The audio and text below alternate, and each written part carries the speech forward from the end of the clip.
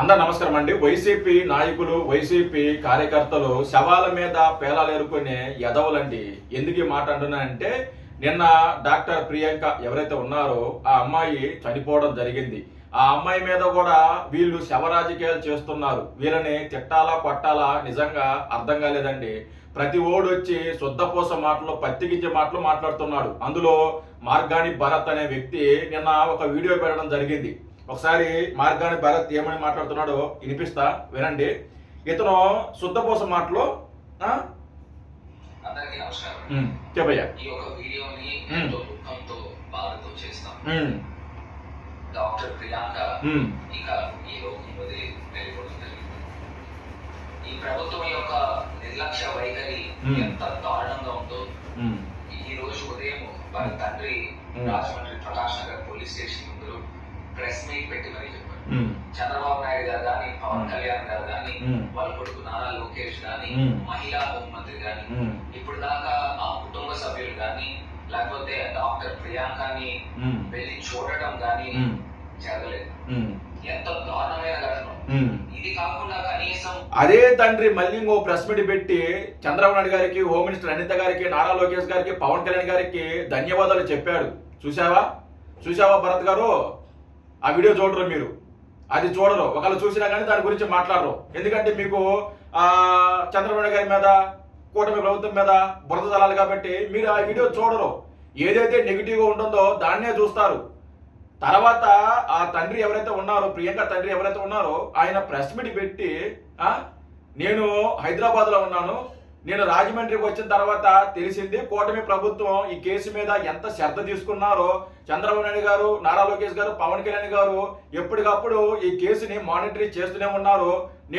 అది నాకు తెలియక నేను ఆ రోజు అలా మాట్లాడటం జరిగింది. నేను రాజమండ్రికి వచ్చిన తర్వాత అసలు వాస్తవాలు నాకు వివరించారు.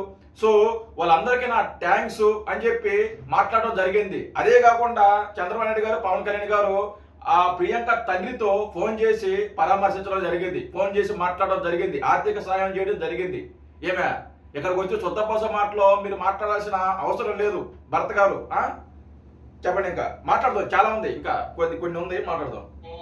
ఆర్థిక సహాయం కింద కూడా హాస్పిటల్ ఖర్చుల నిమిత్తం కూడా కనీసం ₹1 కూడా గవర్నమెంట్ పే చేయడం లేదు. నోట్ చేసుకో, ఈ పాయింట్ మాట్లాడదాం దీని గురించి.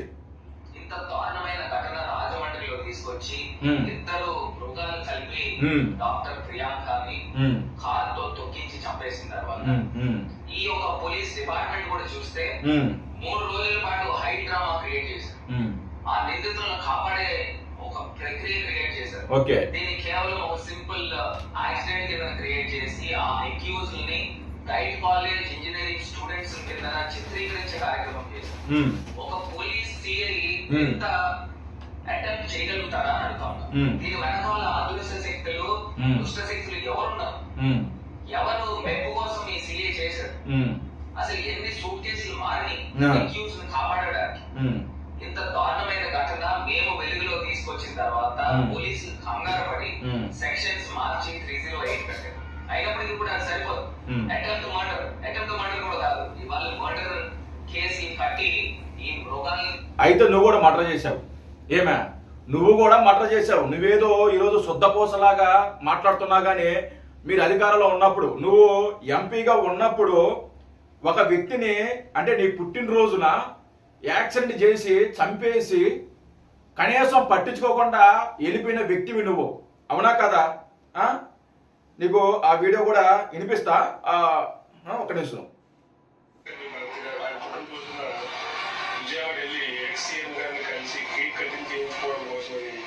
మార్నింగ్ బయలుదేరి 6:30-7 మధ్యలో మా నాన్నగారు భీమవరం దగ్గర ఆయన డ్రైవ్ చేస్తూ ఉప్పేసి ఆ స్పాట్లో మా నాన్నగారు చనిపోతుంది. అందరికీ నమస్కారం.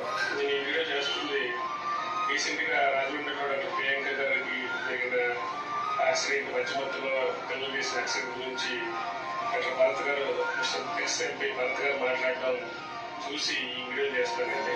ఇద్దరు తాగుబోతులు తప్ప తాగేసి వచ్చి ప్రసాద్ ఆదిత్య మాల్ లో ఒక డాక్టర్ పైన వాంటెడ్లీ యాక్సిడెంట్ చేసి ఆమె పై నుంచి 3rd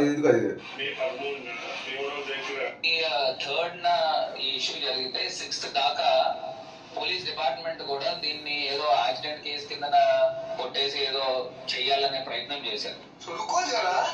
సబర్కరు వెయిట్. కేంద్ర విషయం చెప్పాలంటే 2023 మే 13న భీమవరం దగ్గర ఒక రిటైర్డ్ రిటైర్డ్ ఆఫీసర్ మా నాన్నగారిని అంటే నర్సీ గారిని ఎవరైతే ఇప్పుడు భరత్ గారు ప్రియాంక గారి గురించి సపోర్ట్ చేస్తున్నారు మీ ఎక్సెప్ట్ భరత్ గారు ఆయన పుట్టినరోజున విజయవాడ వెళ్ళి ఎక్స్సీఎం గారిని కలిసి కేక్ కటింగ్ చేయించుకోవడం కోసం మార్నింగ్ బయలుదేరి 6:30-7 మధ్యలో మా నాన్నగారిని భీమవరం దగ్గర ఆయన డ్రైవ్ చేస్తూ గుద్దేసి ఆ స్పాట్లో మా నాన్నగారు చనిపోతే రోడ్డు మీద వదిలేసి ఆయన విజయవాడ వెళ్ళి ఎక్స్సీఎం జగన్మోహన్ రెడ్డి గారి ఫంక్షన్లకి ఆయన పుట్టినరోజులకి కట్ చేయించుకుని ఏదో యాగం చేసుకుని వచ్చాడు. అర్థమైందా? నువ్వు ఎవరైతే గుద్ది చంపేశావో అతను కొడుకు ఈరోజు ఒక వీడియో పెట్టడం జరిగింది. ఆ భరత్ గారు శుద్ధపోస మాట్లాడుతున్నాడు. ఆయన మా తండ్రి గారిని యాక్సిడెంట్ చేసి చంపేసి పట్టించుకోకుండా ఆ జగన్మోహన్ రెడ్డి దగ్గరికి వెళ్ళి కేక్ కట్ చేయించుకున్నాడు. ఇప్పటి వరకు మమ్మల్ని పరామర్శించలేదు, ఒక్క ఫోన్ కూడా చేయలేదు. ఈరోజు భరత్ గారు బయటకు వచ్చి కొన్ని శుద్ధపోస మాటలో పత్తికించి మాట్లాడుతున్నాడు. ఇది ఎక్కడ న్యాయం అని చెప్పేసి మాట్లాడుతున్నారు. ఏమే దానికి సమాధానం చెప్పగలుగుతావా భరత్ గారు? దానికి సమాధానం చెప్పగలుగుతారా? ఈరోజు ఈ ప్రియాంకని యాక్సిడెంట్ చేసిన వ్యక్తులు ఎవరైతే ఉన్నారో వాళ్ళని అరెస్ట్ చేశారు. వాళ్ళని ప్రభుత్వం ఏమీ కాపాడాల, ప్రభుత్వం ఏమీ వాళ్ళని ఎనకేసుకు రాలా. వాళ్ళని అరెస్ట్ చేశారు, కఠినమైన శిక్షలు పడతాయి వాళ్ళకి, దాంట్లో ఎలాంటి సందేహం లేదు. కానీ నువ్వు ఒక మనిషిని చంపేసి ఈ రోజుకి దర్జాగా తిరుగుతున్నావంటే నువ్వు అధికారంలో ఉన్నప్పుడు పోలీస్ వ్యవస్థను కానీ చట్టాన్ని కానీ ఎంత మ్యానిపులేట్ చేసి ఉంటావు నువ్వు. ఒక యాక్సిడెంట్ చేసిన వ్యక్తి చనిపోయాడు, ఈ రోజుకి నీ మీద కేసు లేదు, ఈ రోజుకి నువ్వు జైలుకి పోలా. ఎందుకు పోలేదు? ఈరోజు నువ్వు శుద్ధపోస అయి ఉంటే ఆ రోజు నువ్వు లొంగిపోవచ్చు కదా, ఆ రోజు నువ్వు జైలుకి వెళ్ళొచ్చు కదా. నువ్వు వెళ్ళవు. ఇప్పుడు ఎవరైతే ఈ ప్రియాంకని చంపేశారో ఆ ఎదవలో వాళ్ళు నీలాగే, వాళ్ళు ఎదవలైతే మీరు కూడా ఎదవే. వాళ్ళు దుర్మార్గులైతే నువ్వు కూడా దుర్మార్గువే. వాళ్ళు దుర్మార్గులే, నువ్వు దుర్మార్గుడివే. నువ్వేదో ఈరోజు వచ్చి శుద్ధపోస మాటలు, నువ్వేదో పత్తికించి మాట్లాడుతుంటే ఎట్టా చెప్పండి ఇది? ఎట్టా చెప్పండి? నువ్వేదో నీతిగా నిజాయితీగా చట్టాన్ని పాటించినట్టు, నువ్వేదో తప్పు చేయని వ్యక్తి అయినట్టు ఈరోజు శుద్ధపోస మాట్లాడుతున్నావు. మాట్లాడు, తప్పు లేదు. కానీ ప్రభుత్వం మీద బురదలే ప్రయత్నం అనేది కరెక్ట్ కాదు. బురదలటం మీకు బాగా ఆనవాయితీ అయిపోయింది. అరే ఒక అమ్మాయి చనిపోయింది, ఆ అమ్మాయి మీద మనం ఏంది రాజకీయం చేసేది? ప్రభుత్వం స్పందించకపోతే కదా, ప్రభుత్వం ఆర్థిక సాయం చేయకపోతే కదా, ప్రభుత్వం వాళ్ళని అరెస్ట్ చేయకపోతే కదా మనం మాట్లాడాల్సింది. అవన్నీ జరిగినాయి కదా. అవన్నీ జరిగిన తర్వాత కూడా మనం ఎలా రాజకీయం చేద్దాం? శవ రాజకీయాలు. ఈరోజు మనం శుద్ధపోసలాగా వచ్చి మాట్లాడితే అన్ని చెల్లుబాటు అవుతాయండి? అన్ని చెల్లుబాటు అవుతాయా? మనం చేసిన పనిని అంతా, మనం చేసిన యాక్సిడెంట్ సంగతి ఇవన్నీ కూడా బయటకు వస్తాయి కదా. బుద్ధి జ్ఞానం లేకుండా అసలు మీకు దేని మీద రాజకీయం చేయాలో, దేని మీద రాజకీయం చేయకూడదో మీకు కనీసం కొద్దిగా కూడా అవగాహన లేదండి. మీకు నిజంగా కొద్దిగా కూడా అవగాహన లేదు. మరి ఎంత దారుణమా? వీళ్ళ మీద రాజకీయం, అమ్మాయి మీద రాజకీయం. బుద్ధున్నోడు ఎవడైనా అమ్మాయి మీద రాజకీయం చేస్తాడా? మీకు చేతనైతే వాళ్ళని పరామర్శించి, తల్లిదండ్రులను పరామర్శించి వాళ్ళకి ఆర్థిక సాయం ఏమైనా మీ తరపున, మీ పార్టీ తరపున ఏదైనా చేయాలనుకుంటే చేయొచ్చు. కానీ అంతేగాని ప్రభుత్వం ఏదో బురద చల్దామని చెప్పేసి ఇక్కడ కూడా మీరు శవ రాజకీయాలు మొదలెట్టారంటే మిమ్మల్ని ఏమనాలో నిజంగా నాకు అర్థం కాలేదండి. మీరు నిజంగా నాకు అర్థం కాల. కాస్తంత సిగ్గుపడండి భరత్ గారు. మరి ఇంత దారుణంగా మరి ఎలా ప్రవర్తిస్తున్నారో మీరు నాకు అర్థం కాలేదు. మరి ఇంత దారుణమా? సిగ్గు లేకుండా. Thank you.